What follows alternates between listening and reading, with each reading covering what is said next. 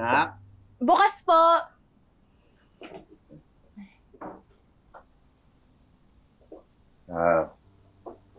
Sumama ba loob mo? Hindi naman po. Naiintindihan ko naman po si nanay. Nag-aalala lang naman po siya sa akin. Oo nga. Eh, tsaka, alam mo naman yung nanay mo eh. Ganun talaga yun. Kasi yung tingin niya sa'yo hanggang ngayon, baby. Baby ano po? Baby, wala. Hindi ko naman dudugtungan yun. Ito naman. Kaya mo, sige, ako nakakausap. Talaga po? Papaintindi ko sa kanya na okay din na matuto ka magmaneho. Salamat, tay! Oo, okay lang yun. Alam mo naman yung nanay mo. Hindi naman makakahindi sa akin yun. Hindi. Bakit hindi? Hindi nga. Hindi pa niya kaya. Kaya nga mag-aaral eh. Ikaw, yun lang hiniling ng anak mo, oh. Tapos di pa ibibigay. Ano ka ba? Wala ka bang tiwala? Hindi nga. Hindi sa ganon. Wala akong tiwala sa mga makakasabay niya sa kalsada. Huwag ka nang magsalita. Matulog na tayo.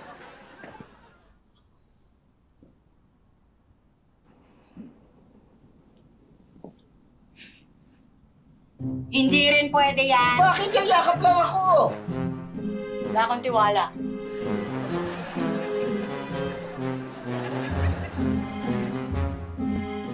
Tay? Roy, ay. Nakausap niyo na po si nanay? Ha? Oo. Nakausap ko na. Ano ba sabi? Ano raw eh.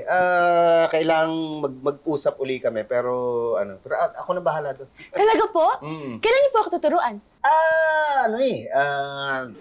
Daming ginagawa. Pero ano na lang siguro, enroll na lang muna kita. Talaga po? Kailan? Siguro pagka may... Hindi, ito! Tay. Turuan mo tong kapatid mo. Turuan mo ng basic driving. Basic lang. Mawag na po ba si nanay? Hindi pa kami nag-uusap, pero ano? Ako nang bahala doon. Basta, wag na lang kayo maingay, ha? Ano yan? Ha? Ano? Sabi mo, huwag mo lang maingay. Hindi, sabi ko maingat. Oh. Maingat ako. Mag-ingat ako. Kasi, paalis na ako, kaya alis na ako. Ingat ako. Oy, yung sayaw natin bukas, huwag mo kalilimutan ha. Maganda yun, pangtanggal ng stress. Bukas na yun? Nakalimutan mo na naman. Hindi, anong nakalimutan? Hindi ko nakalimutan. Ito ba nakalimutan, ha? Ha? Yan ba? Alam mo? Itoy! Maingat ako. Uy, ano? Pumayag na sila? Hindi pa nako-convince si tatay si nanay, pero papayag din naman daw yun. Uy, girl. Sakay mo kami dyan, kapag magdadrive ka na. Wala pa nga magtuturo sa akin kung paano kahit yung basics lang. Yung kuya mo, naku, busy sa military training. Si Jacob kaya? Hindi naman marunong mag-drive yun Kaya nga ako yung mag-aaral mag-drive para sa amin, para isa-surprise ko siya kapag marunong na ako mag-drive. Yung driver mo kaya? Driver namin? Si Kuya Robert? Oo. Yun, no?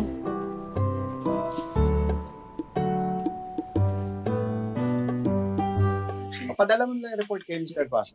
Oo, 3 days ago pa yun. Sige, bye-bye. Ay.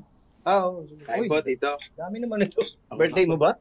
Hindi po. Nagsiselebrate lang po kami kasi na-approve na po yung application namin para dun sa military training namin. Talaga? Naku, congrats, ha? Thank you po, tito. Ano ba yan? Age limit ba yan? Wala naman tayo, basta kaya. Talaga. Hirap sa nanay mo. Walang tiwala sa akin. Gusto niyo po, tito, ayusin ko na po yung requirements niyo. Hindi. Okay na. Dali na.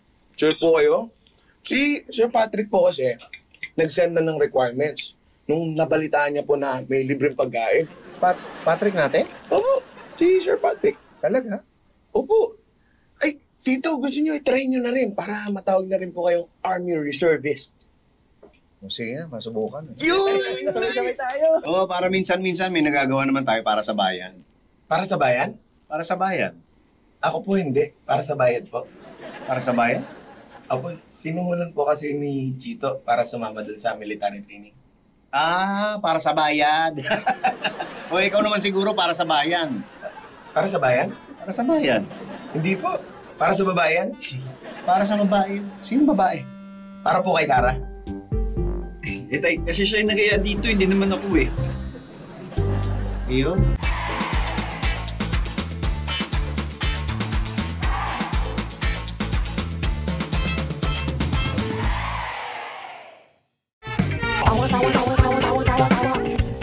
You love Tawa, tawa, tawa.